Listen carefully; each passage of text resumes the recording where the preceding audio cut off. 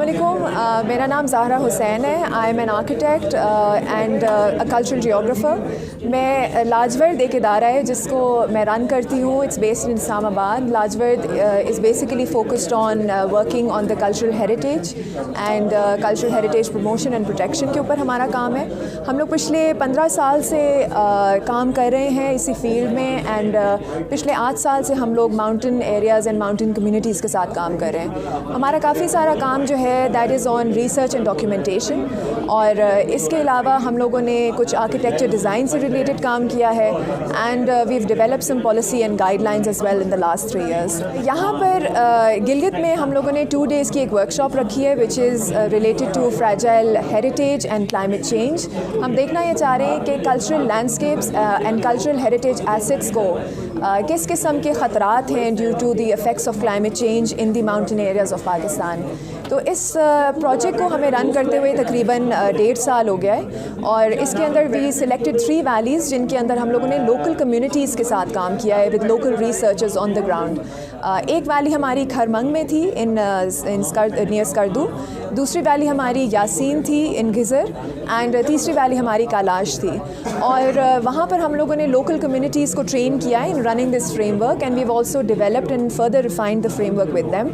اب یہ جو ہماری 2 دن کی ورک شاپ تھی اس کے اندر ہمارے سب کمیونٹیز سے ان تینوں کمیونٹیز سے ریپرزنٹیشن تھی, people who have already been trained in the frame work. اور ان لوگوں نے ہمارے ساتھ یہاں پر یہ ورک شاپ رن کی ہے to actually develop the framework further and see how we can refine it.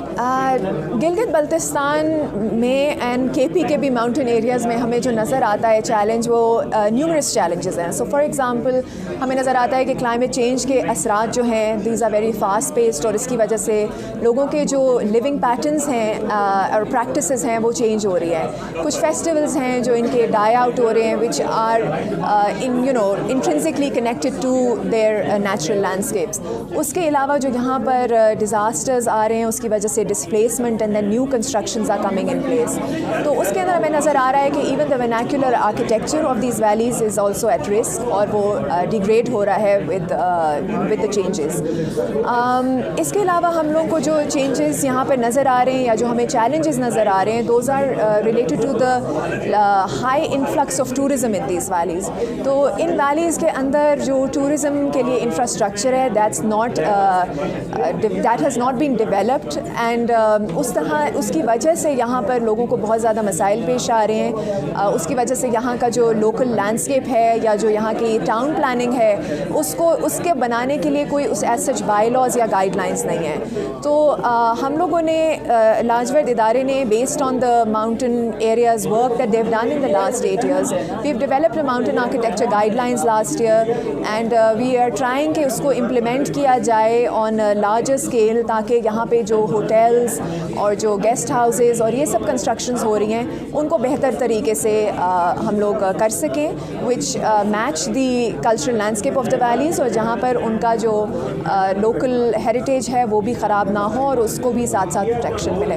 تو آئی تھنک کمیونٹیز کے ساتھ کیونکہ ہم لوگوں نے پچھلے 8 سالوں سے کافی زیادہ آن دا فیلڈ کام کیا ہے تو وی ریئلائز دیٹ کمیونٹیز جو ہیں they need a proper infrastructure جہاں پر ان کو فیسلٹیز جو ہیں وہ ان کو اپنے علاقے میں ملیں جس کی وجہ سے ہم آؤٹ مائیگریشن کو کنٹرول کر سکیں.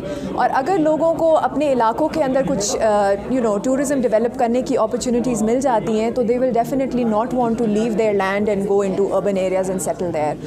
تو اس کے اندر یہ ہے کہ the government needs to facilitate these young people and businessmen and investors کہ ان کو پراپر طریقے سے سسٹینیبل گائیڈ لائنس کے لحاظ سے ڈیولپمنٹ کرنے کا ان کو موقع فراہم کرنا چاہیے.